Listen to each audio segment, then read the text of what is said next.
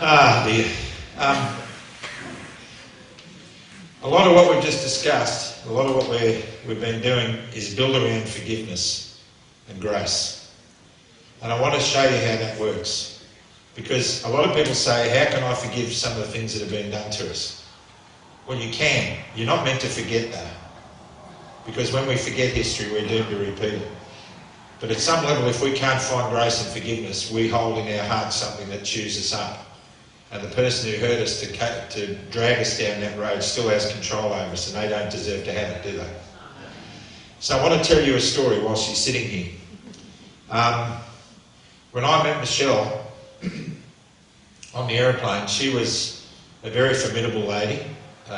She was strong and very uniquely strong. But that was driven by the pain of being sexually abused as a child. For 6 years, she was raped every weekend for 6 years by a church elder when she was a kid. And the grooming started when she was 3. She was adopted into a loving Christian family as a part Aboriginal girl, and adopted into this family, and she had everything in her life to make it look good. But the family didn't know that while all that stuff looked good on the outside, this man was grooming her from within. He was a family friend. And he was one of the most prolific predators ever investigated in Australia. He had hundreds of victims. And she spoke out about it after her father died. After her father died, she knew that she could speak out, because if she said anything while he was still alive, her father would have probably taken a shotgun round to the house and killed the man who did it. And she didn't want that on her conscience. And when we met, she had many addictions, several addictions. Not the ones that we frown on. She was addicted to overwork and overachievement. She had an adrenaline addiction. She drove fast. She water skied fast. She rode horses fast. She rode motorbikes fast. She used to import American muscle cars from the US and convert them, and she always had a high-powered Chevy, a Corvette or a Camaro or something like that, with a big engine under the bonnet. And as a result of driving fast to escape the pain of her growing up, the pain of her existence, having 4 kids and being in a relationship with a man who was himself an abuser in many ways, I guess, but another broken man in a broken boy in a grown man's body. But she was convicted of driving without a licence 3 times and sentenced to prison for 3 months. And she spent 3 months in jail. At that time, she was a high-profile counsellor in Perth. She has 3 degrees. She has degrees in nursing, law and psychology. And she was a lady that had to be made an example of by the judge, and he sentenced her to 3 months in prison. When I met her, I could see the cracks in her armour. She was very formidable. She was defending herself. And I remember saying to her, I hope that I'm around one day when you shed your armour, because I reckon I'll have a lifetime ringside seat to the greatest show on earth. And that's true. And anybody who wants to use that line, it's a good one. It'll cost you $20. And that was at 38,000 feet over the Nullarbor Plains. I said that to her. And so, but when we got together very quickly after that first meeting, I noticed her pain. And as we sat in our apartment on the Gold Coast, every day she would cry and recount to me the stories of her abuse. And every day I listened. I turned my phone off, I shut my laptop, and I remember every word that came out of her mouth. I could virtually recite it word for word. But I never said once, I've heard all this before, why do we have to hear it? But every time she said it, she'd cry. But each time she said it, she'd cry less. And then one day after about 8 months, she stopped crying. And then I went to work on a trip, and I ended up in Canberra, and I spent the day in Canberra wandering around bookshops. And I was looking at books on forgiveness for some reason. And I rang her before I departed Canberra to say, look, I'll be home in about 4 hours, honey, can't wait to see you. What have you been doing all day? She said, I've been reading a book about forgiveness. I said, what was it called? She said, What's So Amazing About Grace by Philip Yancey. And I said, wow, what did you learn? She said, I've realised, how can I ask God to forgive me for my sins when I can't forgive those who've sinned against me? And I said, what does that mean? She said, well, that means I've got to forgive the man who raped me every weekend for 6 years. I said, wow, I can't wait to have this conversation. So when I got home, we sat up all night. And we planned a journey to Western Australia from the East Coast. We knew he lived in a town called Albany. We didn't know where he lived, but we knew that that's where he spent all of his life and that's where we'd find him. So we journeyed to Albany. It took nearly a week to get there because we had a few other things to do on the way. And Good Friday morning at 9 a.m. in 2007, we drove into one of 5 nursing homes where he thought he might be, not knowing for sure. And it was the biggest of the 5 nursing homes. It was about a 50-acre complex. There were buildings all over the place, and we drove into an obscure driveway in front of a block, an admin block. And as we pulled up in the car park, we prayed that we'd find him, and we got out of the car, and as we walked to the admin block to see if he lived there, she grabbed me by the hand and she said, "See that old man on the park bench?" I said, "The one on his own?" She said, "Yeah." She said, "That's him." And it was like he had a spotlight on him. And we walked over to him and she sat next to him on the bench. There wasn't another soul around. And I crouched down in front of him and I looked at him and I said, "Is your name so-and-so?" And he said, "Yes, it is." I said, "Do you know who this is?" And he said, "No." I said, "This is Shelley." He trembled and he grabbed on the hand and he stroked the hand and he said, "Oh, Shelley, it's good to see you. You look good." And she said, "And it's good to see you too, and you look good." I thought that was pretty profound. And then she said, "But listen, I've come all the way from the East Coast to tell you that I forgive you for everything you did to me as a child." And with that he puddled up and he began to stroke her hand even further. And he looked her straight in the eye and he said, "That's really good to hear, Shelley, and I want you to know I forgive you too because you were just as responsible as I was." And so I gripped his shoulder with my left hand and nearly broke it, and I drew a fist to punch him. And she put a hand in front of my fist and she said, "No, stop." And she was crying and she took a deep breath and she looked up at the sky and in a loud voice she said, "God, give me strength." And she breathed in and she looked him straight in the eye and she said, "Despite everything you just said, I still forgive you." And he collapsed emotionally. And then she leaned forward, kissed him on the forehead, got up with tears pouring off her cheeks and walked away. It was the most courageous thing I'd ever seen in my entire life. I mean, we've just been talking about courage. That just left everything cold.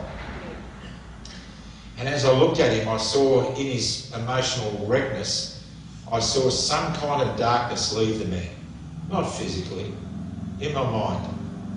And it was like that whatever evil spirit that lived in him at that moment says, "I'm out of here, boy. I can't deal with this. You're on your own." And he had no power. And he had no power because she took that power off him. When she forgave him, she took the remote control of her life back off him, didn't you, darling?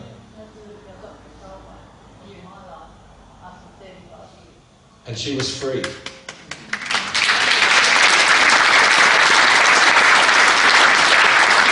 when I saw that happen, I came up with a saying that I use virtually every day, even in my prayers. Grace and evil can't live in the same town. And evil is always the first to leave. Always. And that, my friends, is what's so amazing about grace. The power of forgiveness is profound. The power of forgiveness put a man on a cross to save us for eternity. The power of forgiveness can change the climate of the planet. It doesn't mean we forget. It doesn't mean people aren't held to account. People have to face the music. But when they face the music, what do we do with them after that? That depends on us. We can be trapped in a prison of our own making by not forgiving them. Or we can set ourselves free and them too, by actually forgiving them and giving them an opportunity to grow in God's grace. And if we don't have that in our hearts, we're going to fail. It doesn't mean, I reiterate, it does not mean forget, it does not mean not punish. Because we have to hold people to account, otherwise people coming after them are going to think they got away with it, so will I. We have to do that. But we have to do it with love and compassion in our hearts. I'd love to walk up to Brad Hazard and say, John wouldn't say it this way. But I would say, what you did was reprehensible. You have destroyed people's lives and you've probably killed people. And you need to face the music. And you be true. I work with porn addicts, and one guy admitted that he had an addiction to childhood pornography. And he said, "You're probably not going to want to talk to me." And I said, "Well, that's going to depend on what you're going to do from here on in.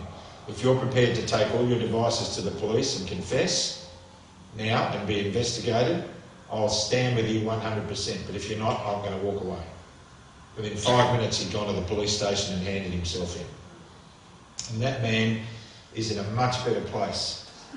He never offended against children physically. He never did. He said, if ever I went down that road, I'd have killed myself, like a lot of people have. He wasn't a child molester per se. He was a viewer of child pornography. And investigations concluded that he hadn't offended against anybody, exhausted investigations. But the world is better off when someone like that is healed rather than condemned. When we condemn people, we drive them deeper into a pain of not being connected with society, and that drives them into their addiction even more. We've got to love people out of their addiction. And when Michelle sat opposite me one time several years ago when I admitted to her that I'd stumbled back into pornography, her reaction to me changed my life. She said to me one day, "Are you okay, honey?" And I said, "No." And as I'm about to tell her what had gone on, there was a voice on my left shoulder saying, "If you tell her, it's going to be over. She's never going to trust you again. She's going to think you're awful. Your marriage will be finished. All this lovely life you've been living, it's all done." And on the right shoulder was another quiet voice just saying, "You know what you have to do." And I looked at her and I said to her, "Honey, there's something I've got to tell you that could change our marriage." And I thought she'd go. And I was expecting her to say, "How can I ever trust you, da da da." And she looked at me with a half smile on her face and she said, "Honey, what is it?" I said, "Remember 6 weeks ago when I had that trip to Adelaide?" And she said, "Yep." I said, "Well, I stumbled and watched pornography for 2 hours." And she just looked at me like that with a really calm expression on her face. And she said, "Honey, was it anything like..." No, she said, are you okay?" And I said, "No, I feel lower than a snake's belly in a gut." She said, "Was it anything I did?" I said, "No, sweetheart, I've struggled with this since I was a 12-year-old boy. I know what the triggers are and I fell for it." And then she said, "What can I do to help you?" She didn't say our marriage is over. She didn't say I can never trust you again. And when I looked at her, I saw the face of Jesus. Because that's what he does. What can I do to help you? Father, forgive me. I don't know what I'm doing. I don't know why I keep doing the things I know I shouldn't do, but please forgive me and please help me. Sure. And that's what she does. And I'm really grateful to have her in my life because she's been a glowing example of faith to me, and she's been a shining light in this last 3 years. She's propped me up. She's kept me going. She keeps telling me to keep stepping out in faith, and I'll keep doing it, and she's there with me every step of the way.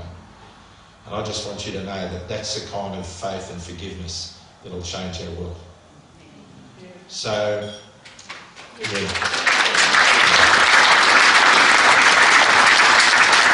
All right, to wrap this up, we'll go to a quick Q&A. I know it's been a longish night, but we'll go to a quick Q&A in a minute. But before we do that, I want to say this to you, that it's important what you do with community now that you've got one. It's vitally important that you remain connected, because there are things coming that are going to really reshape everything that we thought was possible. And there are more people waking up at the moment, and they're going to want to be part of it. There's a community in northern Tasmania who got together one Sunday and they pretended that all communication networks had broken down, and they game planned how they would resolve it. And they ended up, they went out and they spent a bit of money and they bought those little cheap walkie-talkies, and they've got them all over the place within range of one another so they can relay messages. They've got solar chargers to keep their radios charged.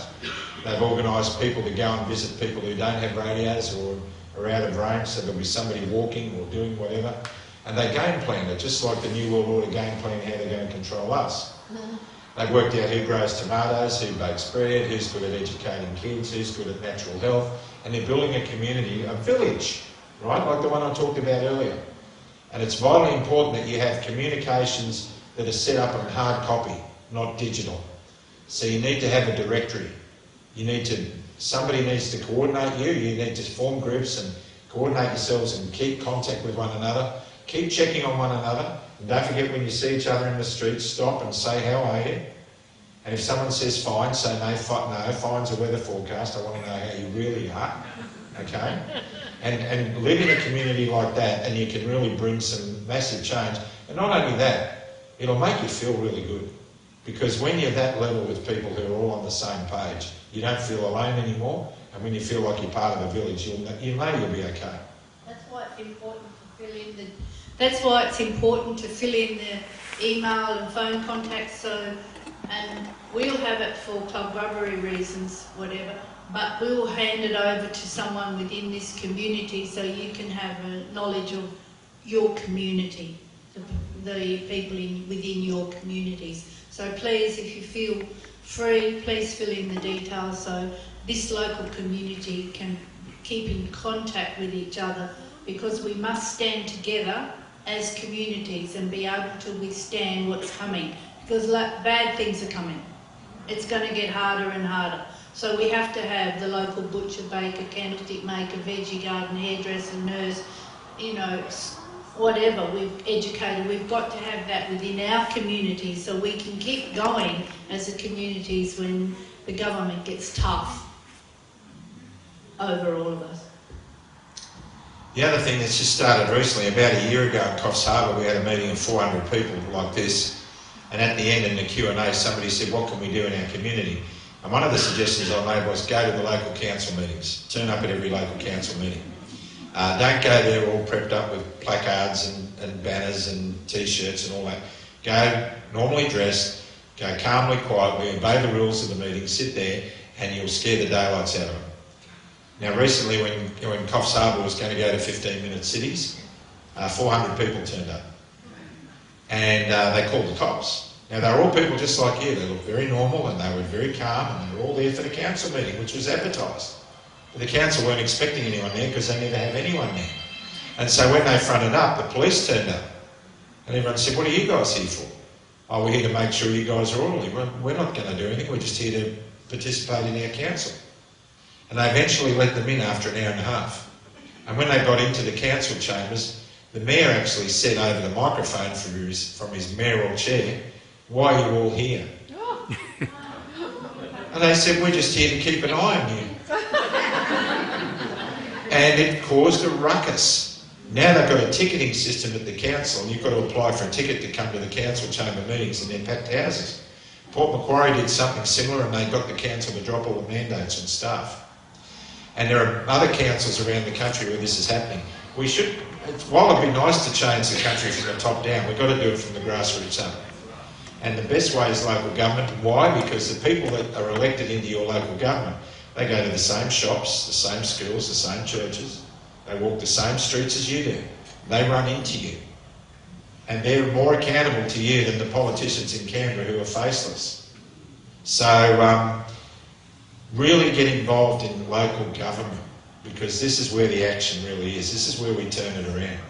There were local councils who said no to mandates up in Queensland, told Anastasia where to jump off. Yeppoon was one of them. No way were they going to enforce the mandates, and the local coppers had to agree with them, because the people in the village said no way. So with all that in mind, I know we've got a roving microphone. We've got a hand up, 2 hands up at the back. We'll just get a roving microphone. Thank you for putting your hands up. And where's our roving mic? Yeah, just getting it sorted, mate. Get it sorted, mate. Yeah. How are you going to run a tour when you can't even get a roving mic sorted?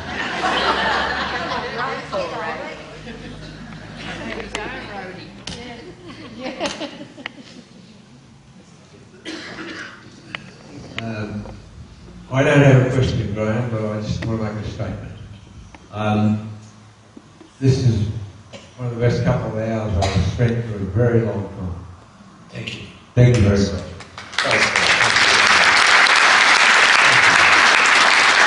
Me too. And I also want to say, you mentioned Long Sands. Most people in this room would not know that the commander of that platoon was a young man from Tamworth named John O'Hara. He's still alive, but he's a broken man. He lost 14 men. That's hung over him his whole life. You never got over it, did you? He never got over it. And the bloody, our government just do not look after the men who come home from school. Thousands of them, my age, went over there and fought. Yep. Never been supported. Disgusting. Not only them, but the Iraqi and Afghanistan war veterans too. Everybody. Yeah. They don't give one bit of respect to them. Thank you. Thanks for sharing. You know, our SAS have been sent to do filthy work that the politicians haven't got the courage to do, and when they do it, they get awarded, and then they strip them in the courts. I feel for Ben Roberts-Smith. I just think it's reprehensible that we're doing that to our soldiers. It's breaking them even more. And what does it do to all of those who went before Ben Roberts-Smith? They've all seen unspeakable things. They're all sent to do unspeakable things. It's just disgusting. Next question. Thank you very much for tonight. In your experience in travelling around other groups, our local, is that on? Yeah, can hear you fine. Our local council and the size of this group, we're not probably big enough to do what Port Macquarie and those other councils have done. And then we hear of other organisations like My Place, Darren Bergsworth, and having good success.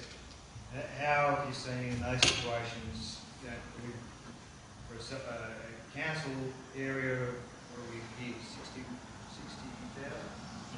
60 odd thousand? Yeah. You know, 500 during the rallies was about max we could sort of muster up. Are we, is the Darren Bergsworth My Place model, rather than trying to impose ourselves on councils and get a ticket to go? No, it's when you say you don't have enough people, if 10% of you turned up at a council meeting, that'd be a whole lot more people than you normally used to see. So it's well worth doing, and I reckon you could easily put 100 people in every council meeting and it would shock the daylights out of it. The My Place model, I haven't studied it greatly, but anything community building is well worth doing. We've set up Woodies Heroes. It's been going now for 18 months and that's active. I think we've got 14,000 members all around Australia and it grows slowly, but you know, when everything started to go back to what people thought were normal, a lot of people have said, oh, we don't need all that stuff anymore, but the mechanisms are there, and we you know, ask people if they want to do something community-wise, and we've got great people to help them set up their own Hoodies Heroes community. And we also promote other community groups as well, because it's not about whose name's on the thing, it's about us all being community. But you'll be surprised how few people you need at a council meeting to make some changes. And so don't walk away from that as an opportunity, is my suggestion. Would it be alright if anybody wanted to join it like a broader email group, if they put a little T next to their name in your book? Yeah. We could get their email addresses from that, so that you wanted to be contacted here at the Tamworth level, and we'll just put a little T in the book and that would made it. Woody can share the information with us. Yeah, we can do that, and we can share the information. Well, we can share the email addresses with anyone who's here if everybody's okay with that. And if you get a message from somebody, it's up to you whether you respond. Does anyone object to having their emails shared with other members of the community? No? Because you have the right to say yes or no. So that might be easier. Oh, sorry, just to what Andy's saying, because when it was very active and we were meeting weekly in the park, I feel that sort of dissipated, and whilst there's still people interested in meeting, so I think there will be people that will want to meet more regularly. Some might go to council, some might do something different. Oh no, I don't know. Other people might want to hear you. Yeah, so yeah, I think we'll get the list that you said, Michelle, that we could have the list. And that would be fantastic. Now, I need to say some people write their email addresses in very strange ways. And yeah, some people are doctors, I think. Yeah, it's very hard to decipher some of the email addresses. So if there's a mobile phone number there, we can send you a text and ask you to text us your email. Yes, brother. Another microphone there. Thank you.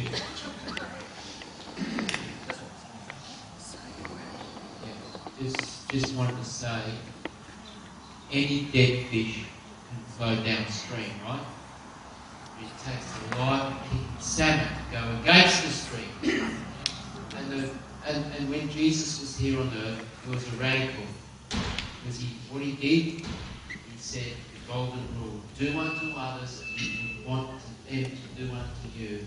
Yep. We were to care for one another. Like, I had a friend up there, top of Moonby, turned up with a tractor. He's here tonight. He wants to start a community. He dedicated his time with his new Kubota tractor slash our yards, do all this, and I exchange with fruit and other things. I think it's good that we start to appreciate the gifts we all, each other have. Yeah.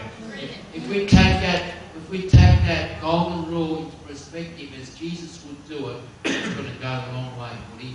Thank you for being here. Thanks for having us. Now I want to, before we go to the next question, on the table next to our donation box there's a whole bunch of these books. They're a double-barrel book. They're Steps to Christ on one side, and they're the last 8 chapters of a book called The Great Controversy, which was written in the late 1800s. And it foretells everything that was written more than 140 years ago, I think. And it foretells everything that we're going through now in such clarity that it's mind-boggling. And if you like the 8 chapters of the last part of the book to read, and it drives you to get the full book, that's available, I think. You can make them available to people. A book called The Great Controversy. I sat at a rally with 350,000 people in Sydney next to Craig Kelly, and Craig Kelly was reading it, and he couldn't put it down. So I know a lot of people, influential people, who are starting to read that book. It's free of charge. We get given them for nothing. We give them away for nothing. So there's a whole couple of boxes of them up there. Please help yourselves on the way out. Beautiful book. Next question. Keep you going, Ray. Come on. Hi, Woody. You're speaking of the fact that things are going to get worse, which probably leads a lot of people's minds in a lot of different directions. How important do you think prepping is at this time? As in, if bank accounts go down, wise to have cash on hand, extra food to at least enough for yourself and your neighbour. Yeah. Because I think, from what I can see, this is the direction we're going to go, where things will fail, where, as you say, there'll be no communication on internets, etc. And we do need to have things on hand when it goes. That's a really good question. I love the way you phrased it at the beginning, because I don't want people leaving here hearing, oh, things are going to get worse. Things in the worldly sense are going to look like they're getting worse. But before I go to answering your question, I think that what we've been through in the last 3 years is a kick in the butt we needed. I think that we're seeing things now that we're starting to realise. I'm really glad that I've been through this. And I've seen in the faces of the people we talk to that they're glad that they're... Like, there are so many nurses who could go back to work now, and they're saying, no, they don't deserve me. I've found something better in my life to do. A lot of people... I've realised that my 53 years of aviation was never about flying aeroplanes. It was about getting me to a position where I had a uniform to put on to make that video. So I'm now at age 70 starting to prepare for graduation in the University of Life. So I think we're going to appreciate what we've been through now. It's going to make us stronger. As far as prepping goes, Michelle and I have got 17 acres. We're off the grid. We've got our own electricity. We've got 250,000 litres of rainwater in storage and tanks. We've got a solar-powered bore. She's a brilliant gardener. She's planted 140 fruit trees of 70 odd different varieties. We've got big veggie gardens. We've got about 30 or 40 chooks if the fox hasn't gotten into them again. We've got half a dozen. Come to your place. Yeah, no, we're really well set up. Now, we saw the writing on the wall 10 years ago, and we had to get out of the city, and we were lucky we got 17 acres for 170 grand, because we didn't have any money. And we built a couple of sheds on them. And so we've got 3 livable sheds on them that are very nice. And the third one is nearly finished. If we get the money, if God provides the money, we'll get it finished. And that will be the community hub for Mission Serenity as we run it there to help people. We've got people there now living there. One lady's lived there for 18 months. Basically had nothing, so she lives there, and there's a guy there too. So we've been open house to helping people for many years. And they come and go, and they help with the production of the food and whatever.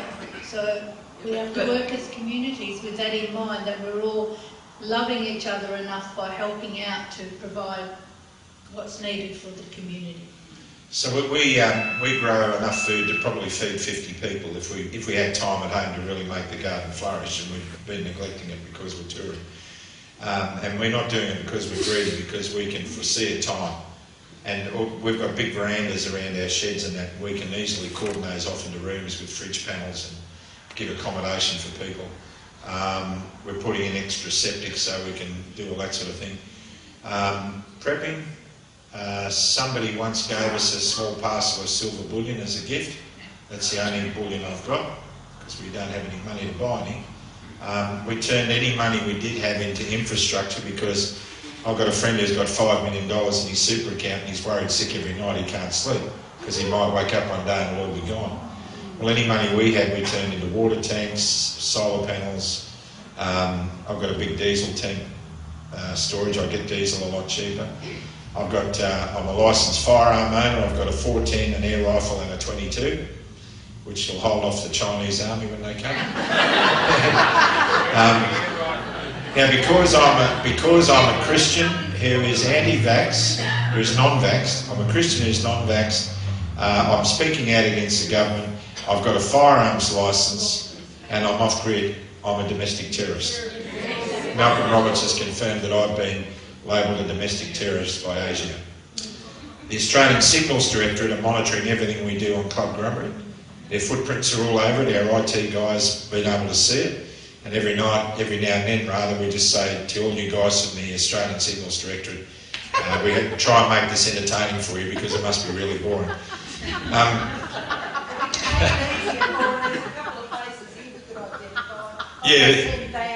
Yeah, that's it.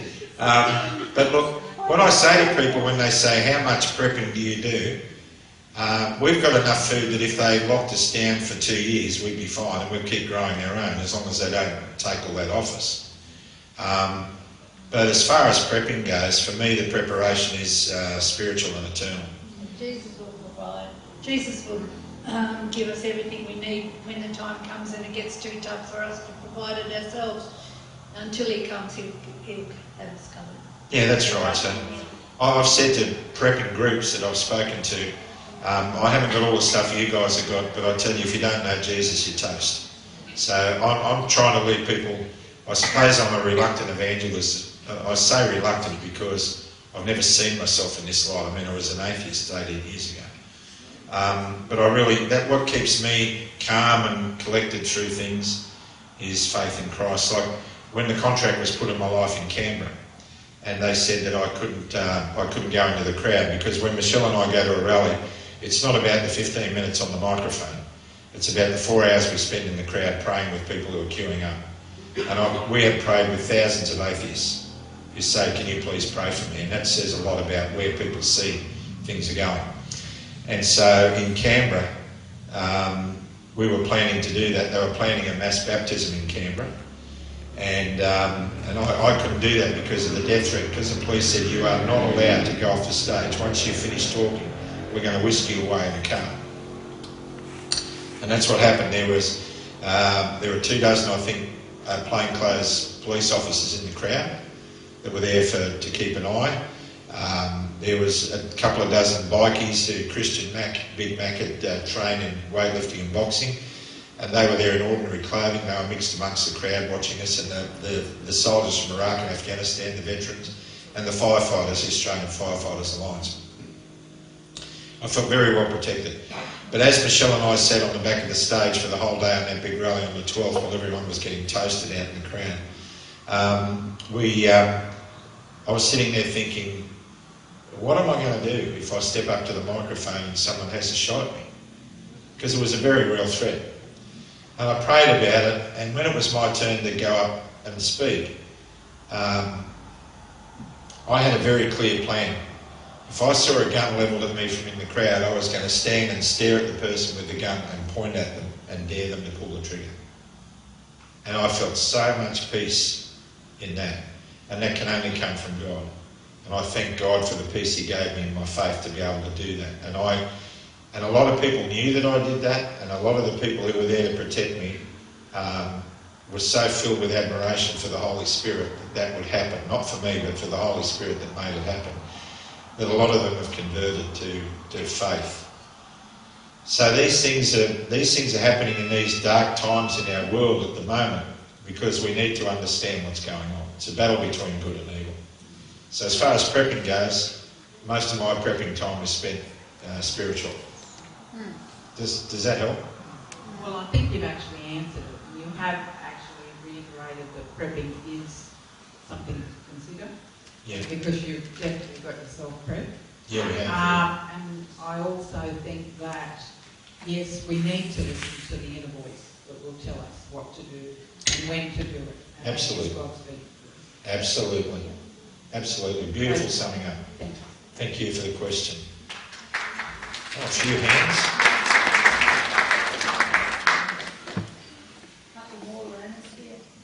Oh, he's got some up the back too.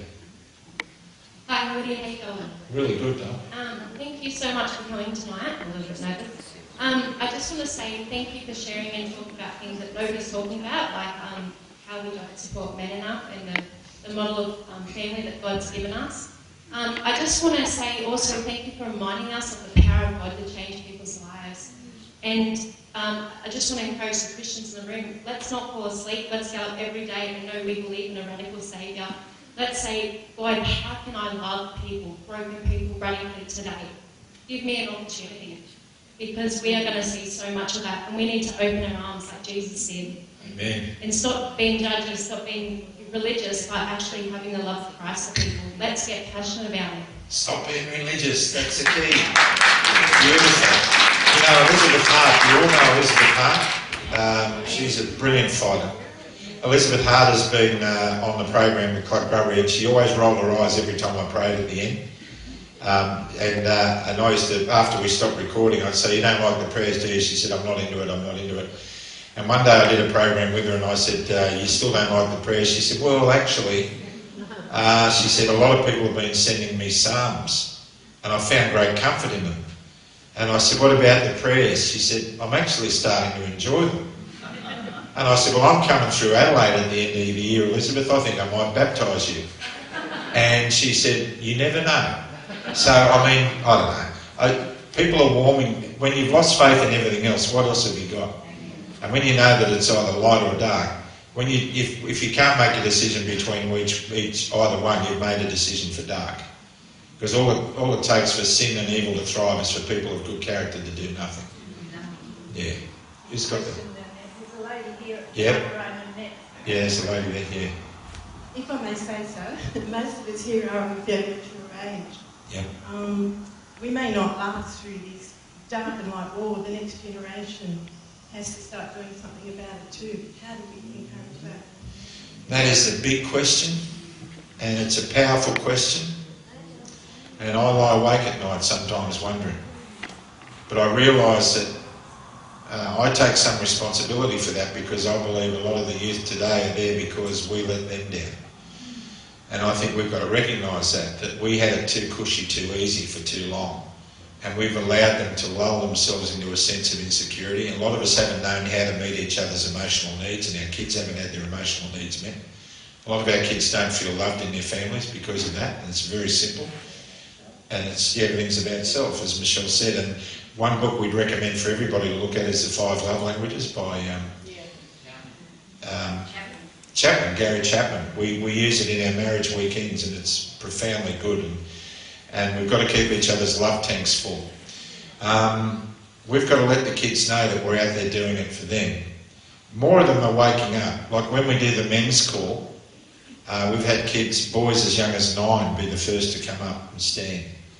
And all we can do is keep showing them that we're aware of what's going on, we're aware that we've let them down, and we're not going to let them down. There are a group of us standing and fighting for them. And then the rest of it comes from having difficult conversations in families, with friends. Not conversations where it's, I told you so, and here's the latest data from the rabbit hole I've been down the last month. It's asking targeted questions to get people to come up with their own answers and planting the seed and leaving it there. And kids, younger people react really well to that. We've got to ask them a question, how's it going for you? Do you think you've made the right decision? Like I ask men reaching questions like, would you want your daughter to marry a man like you? That's a question a lot of men really struggle with.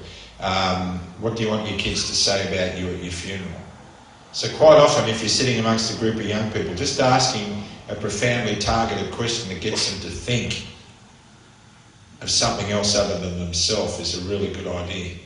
But look, we talk about it, many of us involved in this talk about it at length, we struggle with it. But when we have seen young people at these meetings, their responses has been incredibly good, especially when we do the call for men. It's great. And I've had young girls, we've had young teenage girls crying with us saying, this is everything that I've ever wanted.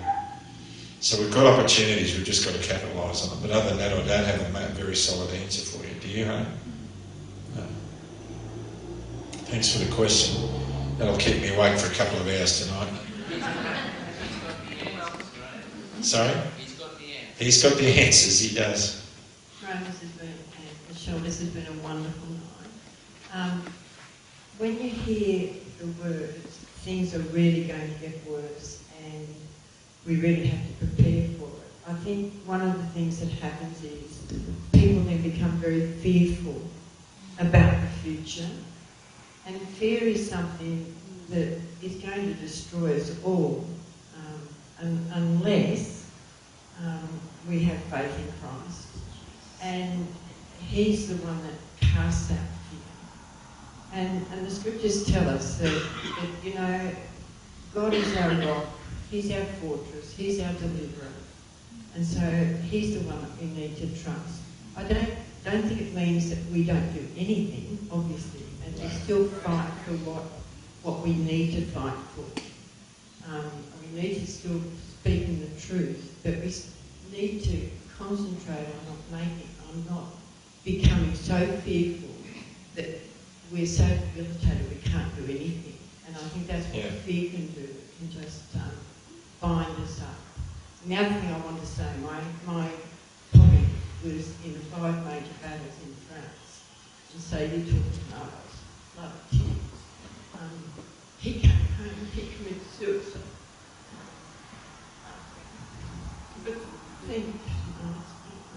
But I just wanted to mention about the fear factor, because I think a lot of us could be going home tonight thinking, oh goodness, what are all those things that are going to happen?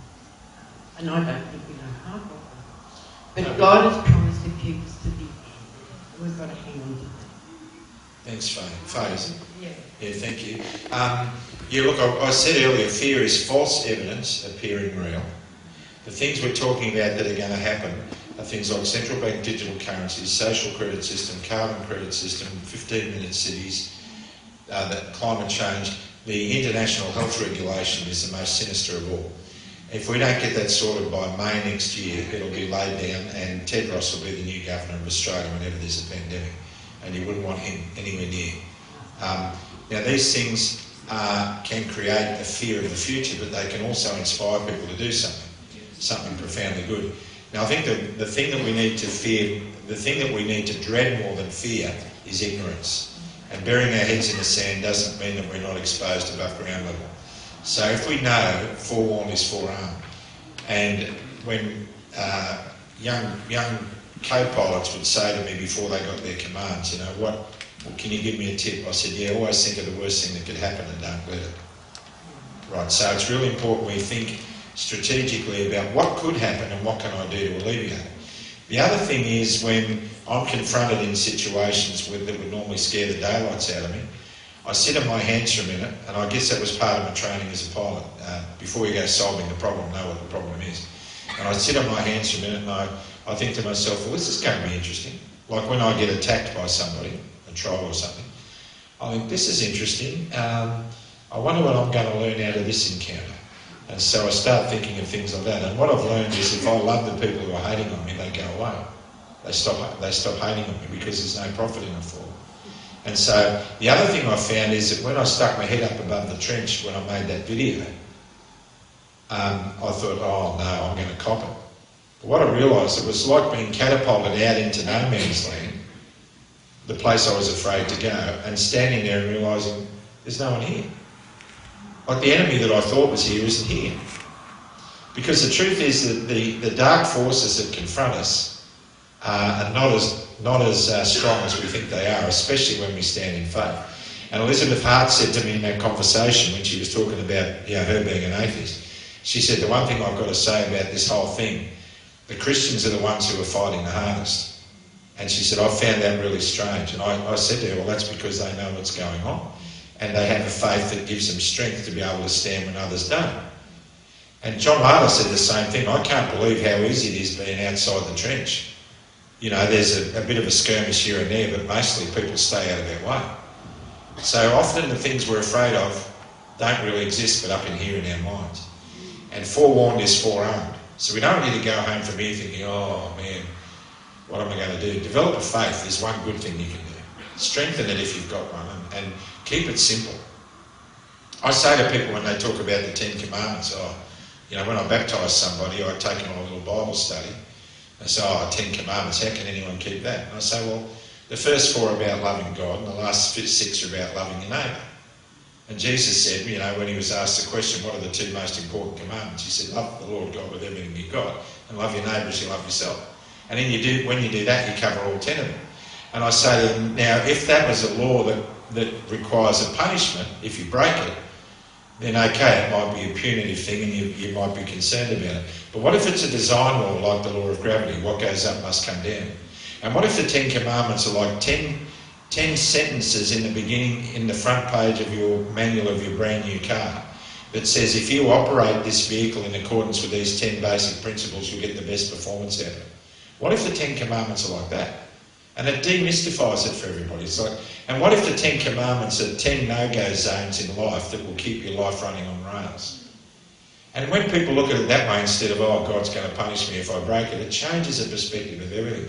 And what gives me the strength to stand without fear in a lot of situations is the understanding of who God really is for me. He's not a punishing dictator. He's someone who's going to be there. He's with me every step of the way. Yea, though I walk through the valley of the shadow of death, I will fear no evil because he is with me. And I keep it really simple. I have to, because I've never been too complicated in the things I've done. I've always tried to keep things simple. And if we always remember that there's not a promise that God has made that he has never kept, and he's always going to keep his promises. Yeah. And hanging on to that gives you courage to keep on going. And the other things, the things that you're afraid of tonight will be supplanted if you have strength in numbers. Keep loving each other. And if you're afraid of anything, talk to one of your mates here in this room. Make sure that you build contacts with each other. And when you contact somebody, just say, how are you going? And if somebody says, oh, look, I'm a bit worried about how are we going to deal with this if this happens? Oh, it's all right, we'll get together. Work through these things together. You'll find it's not as dreadful as you think it was. And a problem shared is a problem halved. And it'd be crazy for me to come here and say, I've got all the answers, it's all going to be over by Christmas, life's going to be great, good on you. I'd be irresponsible to do that. And so would anyone else. So, I don't know. Thanks, Faye. Anyone else? Actually, I've got one. I just... got to be quicker. Yeah, John Larder obviously incurred a lot of debt with this legal business. How's he standing with that? Yeah, look, he's broke. We're broke. I mean, in the financial sense, but a lot of people are broke. We could get his debt covered in a heartbeat with a crowdfunding, or if we just said on Plug Rugby one night, Johnny's about to go bankrupt. People love him enough. He'd have the money, the 100 grand, they'd be there in a heartbeat. But we both decided that's a crazy thing to do because we don't want good people's money to be used to pay a corrupt government for something that shouldn't be charged. So we're going to fight this tooth and nail to the very end. And if push comes to shove, and that's the only thing we've got left, then we'll call on the goodness of other people, and we know it will come because they love him to bits. But he's going to be okay. We've got to reverse all these decisions. All the court rulings that have been, like his case, he's got to pay costs for Brad Hazard when Brad Hazard and Kerry Chant lied before the court. They committed perjury. Now the whole court that trial needs to be reheard. And the people who need to pay the costs are Kerry Chant and Brad Hazard. And so we're working on getting that to happen before we even think about the government getting any money out of it. Because those charges, those costs against John are punitive. It's to teach him a lesson. And what's wrong about the legal system in this country is unless you've got money, you don't get justice. You know, you've got to be Clive Palmer to get justice, and that's not right. That is definitely not right. That's got to stop. You know, that has got to stop. And there's so many other things that have got to stop. We haven't touched on a lot of the things that are coming, but the international health regulation with the World Health Organisation means they take control of the government. Now, any government that gives away the sovereignty of its people to a foreign power without the consent of the people, that's treason. Let's not gild the lily. Now, they're about to spend $364 million on the referendum for the voice to Parliament. And Albanese came out on the weekend and said, regardless of the result, he's going to legislate it in anyway. So why waste $364 million? All right? The ABN is already there. The ABN's already there. Now, the other thing of that too is, what about putting that money to help restoring the broken lives of the vaccine injured who can't get any compensation even though you promised it? You know, that's got to happen. And the other thing is, well, maybe if you're going to have a referendum, why don't you ask the people whether they want you to give their power to the World Health Organisation and the IHR? Let's have a referendum on that, Albanese. And stop playing this virtue signalling. The Aboriginal people that are talking to me, and they're senior elders that are respected elders in their communities all over Australia, they're fed up with the welcome to country. They're fed up with all the smoking ceremonies. They say it's just theatrical bulldust. They don't like it. They think it's condescending. They think it's only virtue signalling, and they do not want the voice to go through. They don't. And my word to everybody who's thinking about the voice is, everybody has a voice, no matter what colour. What we need are people in power to actually listen to that voice. That's what we need. We don't need a voice, we need their ears cleaned out. So there's a lot going to happen on that one. There's a couple more hands up. There's one over there. Yeah, over there, Ray. Over there. Right. Ray, how are you going to do a tour? Fair dinkum, mate. Where's Singleton, Ray? Oh, the Kelly Hotel. You're right. I was just pondering the question that was asked about the younger people and what they can do. I've got two daughters, four daughters, but one of them's 18, one's 21. They're both wide awake to what's going on and in lots of ways busting to throw themselves into being part of the solution. And it weighs on them heavily because their whole future that they thought they were stepping into with careers and that sort of thing has been absolutely tipped upside down. And it's a really big thing for them to have to work through. But I guess they are circulating with younger people who are also eyes wide open. And so be encouraged that there is young people out there that are wanting to step into a future. I know my daughter Emily is talking about wanting to set up a community garden and all that sort of stuff. So I wonder whether part of you keeping in your mind, but just know that there are young people there, and if through Club Grubbery, if there's a maybe a side page or something that if opportunities come up that young people can step into, part of the solution is then seeing the solution that's there and then having the opportunity to step into it. Give them ownership. Give them ownership and let them know. I like that. So, yeah, they are out there and they're looking for ways to step in. But there needs to be a hub or something that they can tap into to see where they need to be deployed. That's a really good idea. Thank you so much for sharing that. On good ideas too, I also want to talk about the local government thing. The lady who coordinates for New South Wales Footies Heroes has set up a Facebook page called Local Government We're Watching You, 832. Put your hand up, yeah.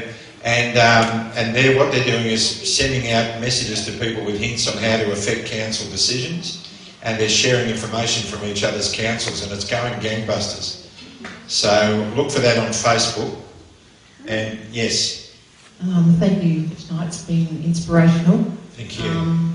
I worked with community in the Northwest for about 7 years, trying to help community protect themselves from the onslaught of coal seam gas invasion. Came up against government year after year. I take the hat off to you, the field that you're in and what you're doing, and to stay committed and stay so positive it's inspirational. Thank you so much. The one thing that I have noticed is power is in the people. Yeah.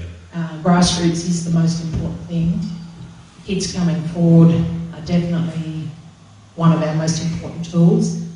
But what's coming is right here, right now, and in the near future. So, you know, encourage your kids to come with you tonight. I know that gentleman said that his girls or family, young ones, are on board. Let them come into this space, because community is from our oldest to our youngest in everything. And help people come forward as leaders and support them, because Graham and Michelle are out there, they're doing a mighty job. We only wish you put your hand up to be our leader of the country. You'd certainly put things to, you know, into perspective. If you see the way I manage my life, you might not say that's a good idea. But you have the country behind you. One thing is we have completely lost faith with the system, and to find people who are willing to step into that space need our support and encouragement. So thank you for while you're here and what you're doing, and I just hope that we continue to, you know, to be buoyed by one another and start to fill those places. Thank you so much for that. Really appreciate it. A couple more questions, a couple more, and then we better wind it up, I guess. So nobody's left yet, have they? Have they? A few have left. Jerry, that's Leah. Jerry just asked, wonder how many people under 25 are here tonight? If anyone's under 25, put your hand up.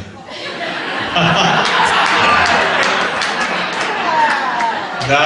Oh, there's one. That's a legitimate one. I'll give you that one. Okay. Yeah. Can I ask you, over there, can we ask you guys what you thought of what you saw tonight?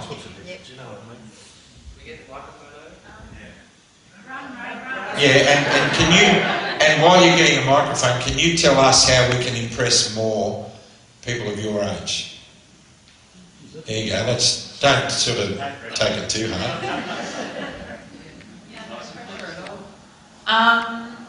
I'd say probably for someone else my age, I think the thing that people struggle with would be they hear all of this, and whilst I hear it and I go, yeah, this is completely true, I'm absolutely awake. For others, it might sound a bit like a cult, or just sounds so outrageous that it can't be true. Yeah. You know, oh, you're saying that they're trying to destroy our freedom and they're trying to take away all these things, when it's been pushed on them to appear as though it's meant to help their life. And so they don't actually see it any other way. So to hear people come from the other side and go, well, actually, you know, it does. It sounds like a conspiracy. But like they always say, a conspiracy theory is only a theory. And it's only a conspiracy until it's proven to be true.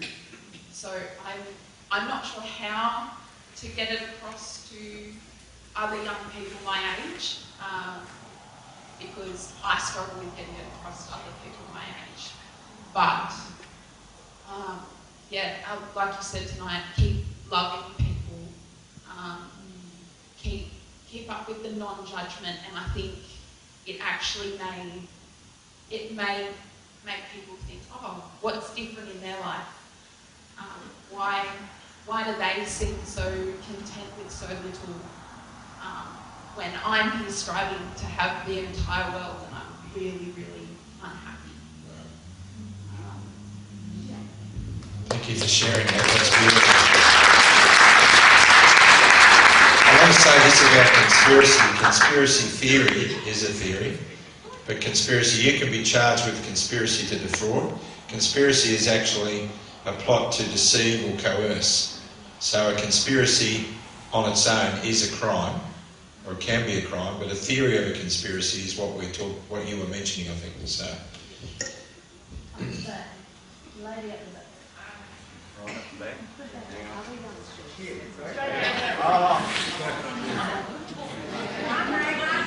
I wish people would just wave frantically.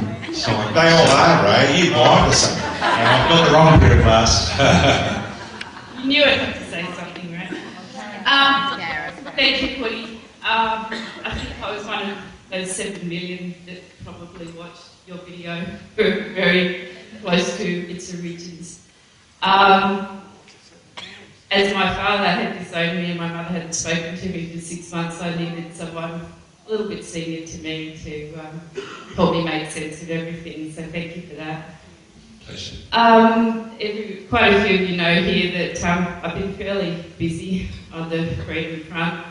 I haven't stopped, I'm still working very hard volunteering for Australia Exits the Who. If anyone would like to know more information about the IHR amendments that Hoodie's mentioned, I have done a lot of work in this area. I've done a lot of social media for them. I'm doing research at the moment. We have a new letter on our website that everyone can send to the representatives. It's updated after the latest meetings in Davos. So if anyone would like to look up the website, australiaexitsofwho.com, or would like to talk to me about anything to do with it, I can help out on a local level. Thank you. Thank you. I've actually got a better idea. What was your name? Karen. Would you be willing to come on to Club Grubbery and tell people why we should be concerned about it? Would you? I think it'd be ideal to do that. So we need to get your phone number before we go, and we'll get you on with John and I, and we'll get you to explain how just dastardly this thing really is. And you know it inside out, which is more than I do, but the bits I know are really reprehensible. But if you can flesh that out for us, we'd love to have you on. Good on you, mate. Thank you. All right, one more question. Was there one more? No more? Oh, could I just ask, that place in Tasmania that you mentioned, the place in Tasmania that had done a hard copy of survival, they did, what was that? Could you just repeat what that was? Yeah, what was the name of the community? Alston.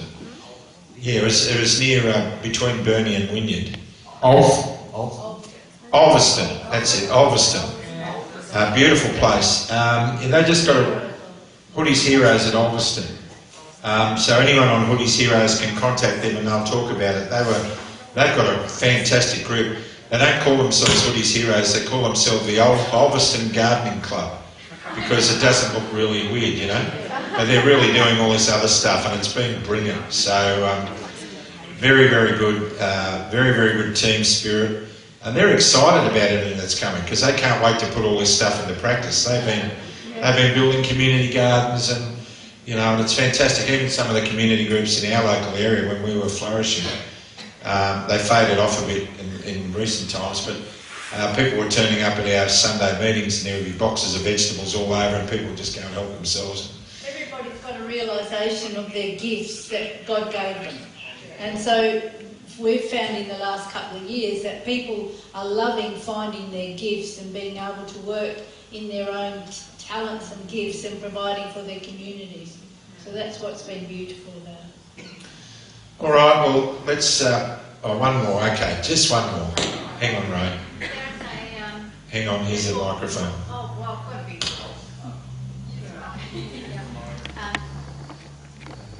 I don't know how to use it. That's good. Although there are not a lot of young people here tonight, I know a lot of young people who are awake, but they've got kids and family and they can't come to these sort of meetings. They live out of town and they are supporting each other and doing what they can. They're quite aware of all the things that are developing. So although they're not here tonight, I think there's a lot more young people that really are awake and actively helping each other. Yeah, and I know because my own children and their friends, they are doing that. No, it is true, and you do see a lot of them at the rallies too. The rallies were very encouraging. A lot of young people there, and we get a lot of mail from young people who are obviously really young, like Anita Huffmeister and her daughter. What was her daughter's name? We interviewed them. She's no-schooled, this young girl. She's unschooled. She's 16 years old, And she realised at 11 that she probably needed to learn to read and write. She took 2 weeks to learn to read and write. And she's one of the most articulate, intelligent young women I've ever spoken to. And she wasn't deliberately just left to her own devices. Her parents deliberately set up a program where she was unschooled.